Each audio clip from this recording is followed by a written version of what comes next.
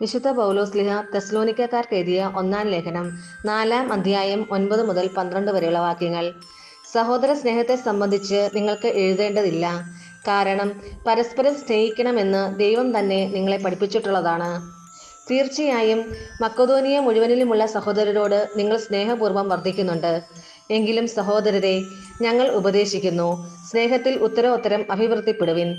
ശാന്തരായി ജീവിക്കാൻ ഉത്സാഹിക്കുവിൻ. സ്വന്തം കാര്യങ്ങളിൽ ശ്രദ്ധാലുക്കളാകുവിൻ. സ്വന്തം കൈകൊണ്ട് അധ്വാനിക്കുവിൻ. ഇതൊക്കെ ഞങ്ങൾ നേരത്തെ നിങ്ങളോട് പറഞ്ഞിട്ടുള്ളതാണല്ലോ. ഇപ്രകാരം ജീവിച്ചാൽ അന്യരുടെ മുമ്പിൽ നിങ്ങൾ ബഹുമാനിതരാകും. ഒന്നിനും നിങ്ങൾക്ക് പരാശ്രയം വേണ്ടിവരികയില്ല. നമ്മുടെ കർത്താവായ മിശിഹായിക്ക് സ്തുതി. വിശുദ്ധ യോഹന്നാൻ അറിയിച്ച സുവിശേഷം 11-ാം അധ്യായം 1 മുതൽ 16 വരെയുള്ള വാക്യങ്ങൾ. ലാസർ എന്നു പേരായ ഒരുവൻ രോഗബാധിതനായി. ഇവൻ മറിയത്തിന്റെയും അവളുടെ സഹോദരിയായ മർത്തായയുടെയും ഗ്രാമമായ ബഥാനിയായിൽ നിന്നുള്ളവനായിരുന്നു.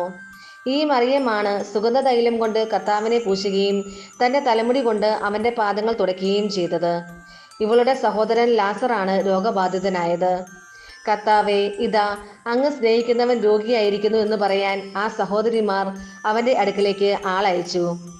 അത് കേട്ടപ്പോൾ യേശു പറഞ്ഞു, ഈ രോഗം മരണത്തിൽ അവസാനിക്കാനുള്ളതല്ല, പ്രത്യുത ദൈവത്തിന്റെ മഹത്വത്തിനും അതുവഴി ദൈവപുത്രൻ മഹത്വം പ്രാപിക്കുന്നതിനും വേണ്ടിയുള്ളതാണ്.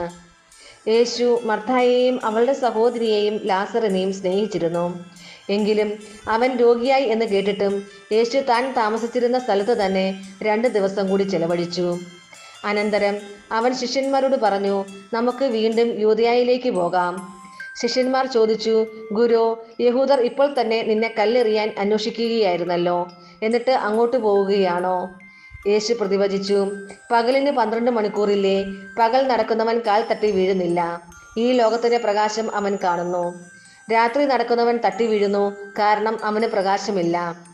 അവൻ തുടർന്നു, നമ്മുടെ സ്നേഹിതനായ ലാസർ ഉറങ്ങുകയാണ്, അവനെ ഉണർത്താൻ ഞാൻ പോകുന്നു.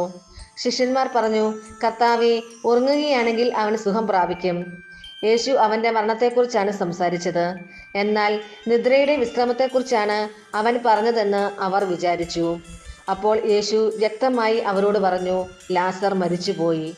നിങ്ങൾ വിശ്വസിക്കേണ്ടതിന് ഞാൻ അവിടെ ഇല്ലാഞ്ഞതിൽ നിങ്ങളെ പ്രതി ഞാൻ സന്തോഷിക്കുന്നു. നമുക്ക് അവന്റെ അടുത്തേക്ക് പോകാം. ദീദിമോസ് എന്ന തോമസ് അപ്പോൾ മറ്റു ശിഷ്യരോട് പറഞ്ഞു, അവനോടൊപ്പം മരിക്കാൻ നമുക്കും പോകാം. നമ്മുടെ കർത്താവായ മിശിഹായിക്ക് സ്തുതി.